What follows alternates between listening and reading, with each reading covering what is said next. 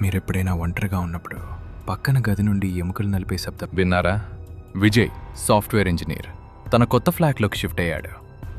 కానీ పక్కనే ఉన్న డోర్ నెంబర్ 404 ఎప్పుడూ లాక్ అయ్యే ఉంటుంది. కానీ ప్రతి రాత్రి సర్రిగా 3:13 ఆ గది నుండి ఎవరో ఎముకల్ని విరక్కొడుతున్నట్టు చేస్తున్న శబ్దం. విజయ్ తలుపు తెరిచి లోపలి వెళ్ళాడు. అక్కడ గాలిలో ఫ్రెష్ రక్తం వాసన. మూలలో ఒక చిన్న పాప కూర్చునుంది. విజయ్ పాపా అని పిలవగానే తన తల తిప్పింది. ఆ పాపకి కళ్ళు లేవు, ముక్కు లేదు. కేవలం 100 పళ్ళు ఉన్న ఒక పెద్ద నోరు మాత్రమే ఉంది. తను మెల్లిగా తన పుట్టని చేతులతో చెరిచి లోపలి రమ్మంటూ సైగ చేసింది. ఆ గది నుండి విజయ్ భయపడి తన బెడ్రూమ్కి పరిగెత్తాడు. కానీ నరకం అక్కడే మొదలైంది.